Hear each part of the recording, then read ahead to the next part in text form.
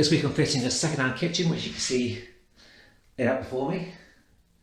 It's going into the kitchen space, which is around the corner, and I'll show you in a second.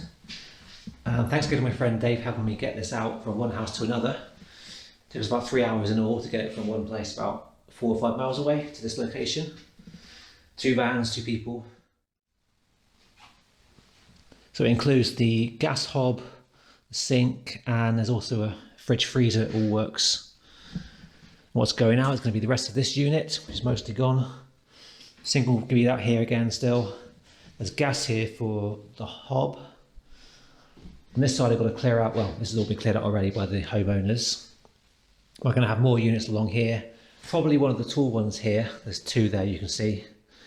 I might do either one that side to frame it up, have like a shelf or wall units up there again, with the worktop down here.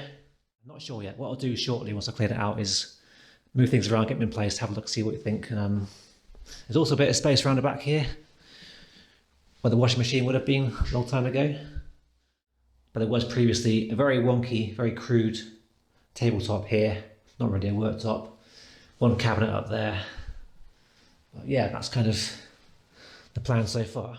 I've given myself 4 days to do this, which hopefully is enough time. I think the hardest part is getting it in place and deciding where it's going to go first of all. I've got brand new worktops coming on Wednesday. Today is Monday. It's also November in the UK here, sort of mid-November. It's one of those days where it's mild outside, but it's absolutely freezing cold inside. Because the home here is not occupied, there's nothing on. The gas is off. Electric works actually, but there's no heating in here. First thing I'll do is get rid of this sink unit here. Actually, no, the first thing I've got to do is drink my tea with the world's longest teaspoons. Look at this.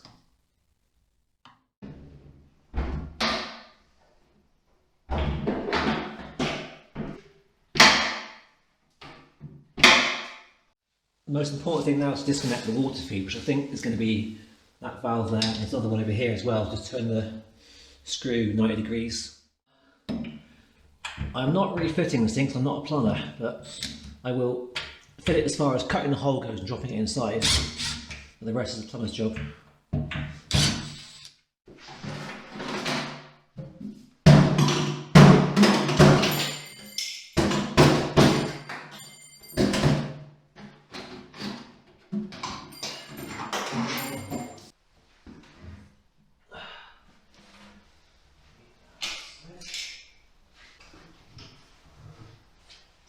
I bought a new toy for this job, the Fitter's Mate trolley. I should be able to use it myself to move these bigger units and the smaller ones without damaging the legs. I guess you've got to put the wheels on and that's it. For the wheels you've got 2 mounting holes here, and the instructions don't really say why, but I think the idea is that for a 6-inch tall cabinet leg, you want them on the higher setting there. It goes that way up, you've got about 6 inches from there to the top of there. The cabinet sits on this. If you've got a taller cabinet leg, then you want to put it on the lower setting. So again, it will sit on there. You get more depth that way.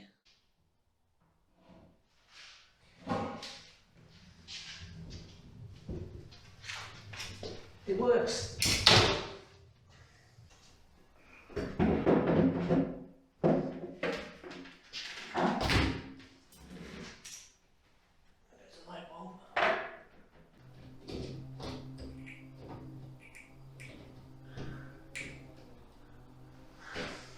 Here's my current thinking then. Sink over here because services are in there.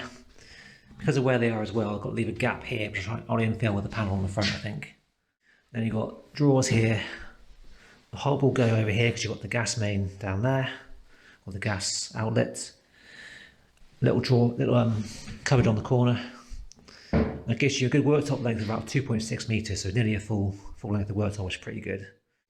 On this side, I've currently got 1 tall unit there and 1 tall unit there, but I've got a mixture of all units to go in there that don't quite fit very well. So what I might do is bring that one over to here and have a longer run of worktop along here. There'll be fridge in that one, cooker, oven in here, tight against this wall. And then you've got 1.5 meters of worktop, and then I can use the other half of that worktop, the 3 meter length, to go in here up to about just past the window, I think it is. And you could have a washing machine in that corner. Again, the plumbing is all there for it. And then I guess I've got to buy a couple of end panels, maybe 3 end panels to do a bit with that space. I don't think I've currently got any spare base units. I think what I'll do now is I'll start cutting and fitting the difficult side here. I've got this first unit fixed in place now. Nice and level. One bracket in the corner on this side, just below the tiles. And then on this side I've got one, won't be seen up in the top corner there. And I've notched it around the pipework, as you can see. What I'm going to do now is have some lunch and then come back and get this into a similar state. So a notch out there, notch in the side for the cable, and then make sure it's nice and level and fix it through the side. So hopefully today I'll get this side done, certainly. And I might rearrange these ones again like I was saying earlier.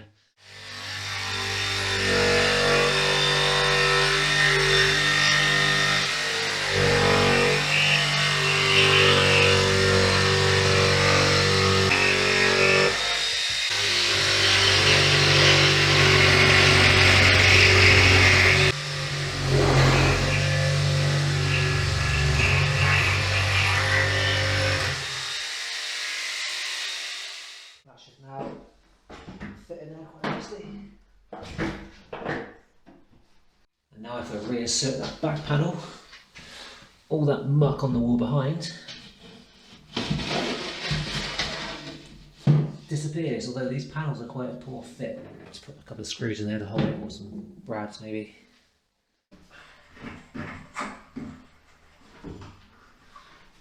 It's too high.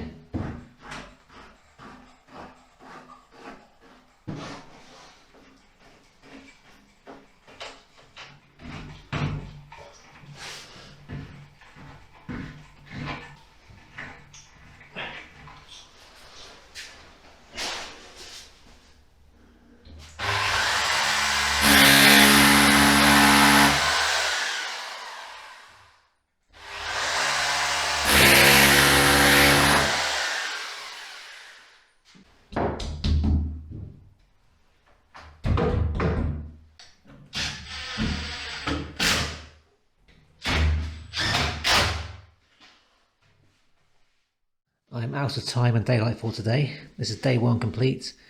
I've got all the base units in, including those 2 big ones you can barely see. This side's all done.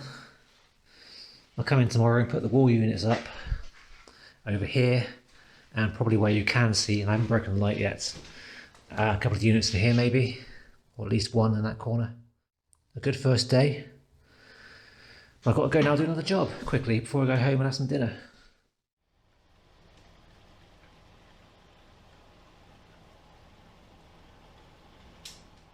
It's a very wet and dreary start to day 2, but I've got my portable light in today so I can actually see what I'm doing. Well, I couldn't quite show you last night then. Here are all the base units in this side. I'm going to put a couple of wall units up here today, maybe just one actually. I'm not quite sure what to do with them because it's an odd number. If I do all 3 of them, then that's going to overhang by sort of 400mm, which I don't really want, really. I've got the green light as well to get some more end panels and make a proper unit to go here beside the washing machine, so that'll be good. Doors and drawers in. I'll try and get the fridge in there as well by myself. It might be quite tricky, but I'll see if I can do it. And maybe get the oven in there as well, just to sit in place. It's going well, I think. But I have definitely broken this probably original light fixture. It no longer holds a bulb, so I've probably got to pay for that at some point, which is fine. Anyway, first things first, cup of tea. To fix this last corner unit, base unit, I'm using space plugs to bridge the gap here. You put them in place and adjust them to the depth you need. Really easy to use. Always worth having in your van or in a toolkit.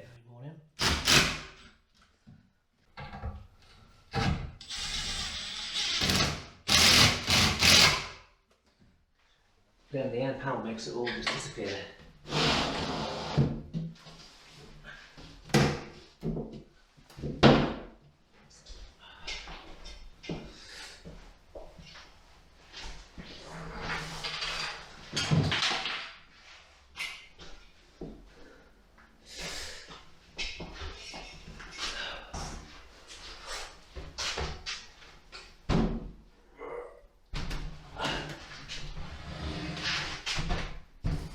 So what I think I'll do is put this unit on this wall here. It's quite a nice one with the glass doors, but I'll have it, rather than being butted up, I don't know, I'm either going to butt it up against there and have a gap at this end, or I'll put it flush in line with that end and have a gap in the middle. I think flush against there, isn't it? Just mind that when I'm drilling the holes, there's going to be a cable in there somewhere.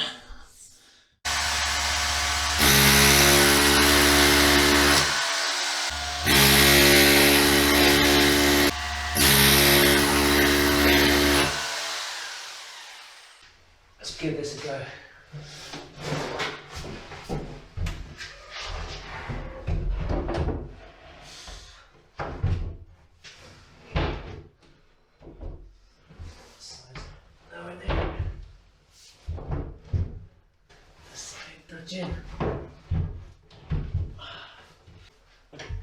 Oh, there's a screw in the wall.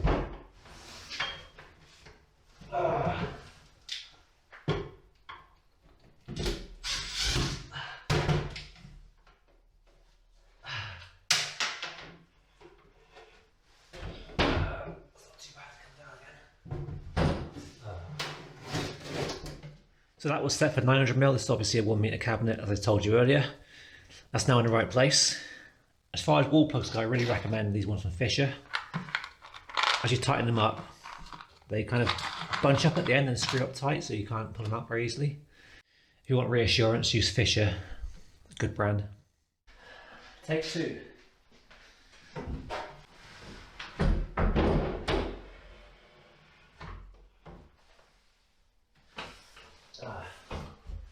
I know what it is. Yeah, it's that plug socket underneath. It's sitting on that.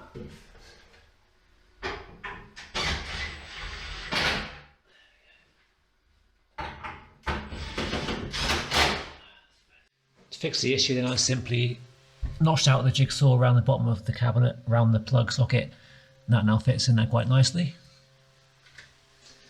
That leaves me with two new units. This weird oblong one and this tall narrow one. That one could go on the end here, but I'd rather it was handled the other way because it's just going to be reaching around to get inside there. So everything here is pre-drilled on both sides, as they normally are with kitchen cabinets. So I could do that and then just move it over. But this long one, I'm thinking it will go, I mean the hob's going to be here roughly, and I reckon it'll probably go in line with that tile there to about there. It's only 3 foot, 900mm. So if I do that, it avoids potentially hitting wires in the wall here and potentially here as well. So that should be good for this.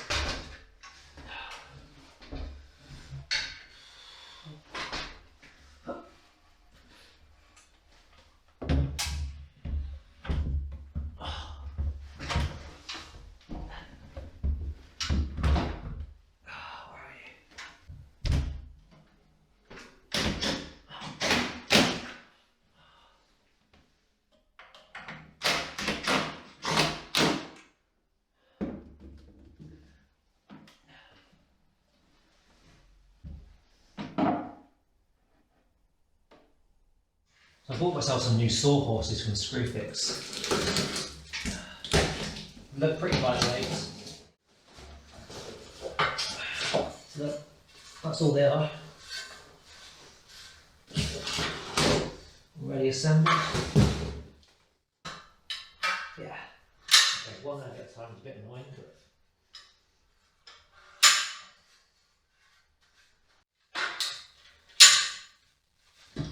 that's how they go. I mean that's not terrible. 45 quid for a pair of Sawhorses. I've seen a lot worse. These bits here fold out to hold a bit of timber to make a larger bench, or you know. That's pretty good. This one goes back up.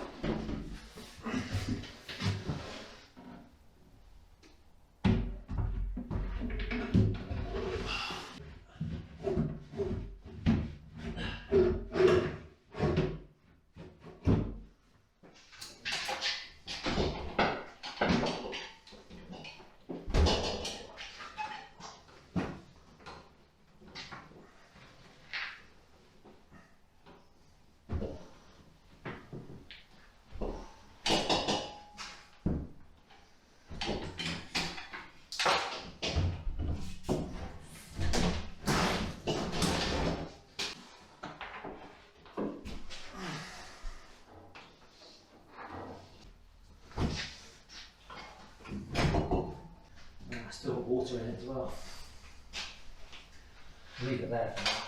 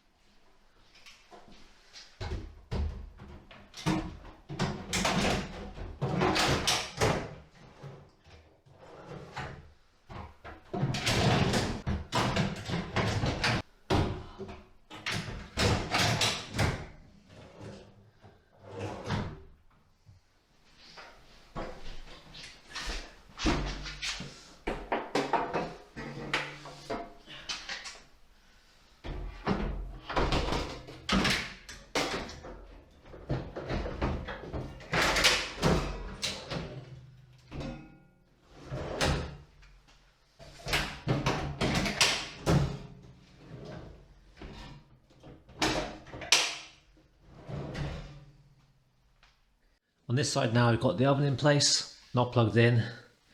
The fridge in place, but still drying out because it's wet inside. Also not plugged in yet. I might drill a hole on the side here for the plug to come through and then fit into there. All the drawers are in here.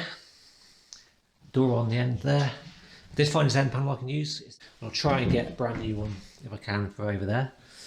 And up here we've got the wall units in. I just filled some holes in. Like I said, I moved the handle and hinges on this side so it hinges on the right side, or left hand side. The glass doors are on. I've got some soft close bits to go on there somewhere. And yeah, that's this side pretty much complete, apart from the worktop tomorrow. On this side we've got the wall unit up there, I mentioned earlier. A little bit high, but it is shallow. Might be useful. Then you've got the end unit there. All the drawers are in. The hob's going there tomorrow with the worktop. Sink over here where my tools are. Infill panels to go there. Plinths. That's nearly it. And around the corner here, yeah, sink and the hob. I'm not going to use those bits, I don't think they're from the extractor. And the unit's back up there. I've got this door spare from the old, it used to be the what's it called? Dishwasher. The front of the dishwasher. This is it pretty much. Looking a whole lot better. I'm nearing the end of day 2 now, and I've got these bits of pelmet and cornicing left over from the previous kitchen, but with the way I've rejigged things, I've got one leg that fits this continuous length here, and the other bits are all going the wrong way, and it's just like, I can't see the point in really trying to make it all fit, and I'm just not sure it's worth the effort, to be honest. I mean, for a used kitchen, this is looking pretty good, I think. But for now, that is the end of day 2. Thanks for watching. I'll let you know how I get on in day 3 and day 4. Halfway through the project and feeling good so far. Should be on course to finish in time as well. Right, thanks again, see you soon. By the way, this is not mine. I don't eat that stuff. That's all left here by the owners because they use it when they come down for a working holiday.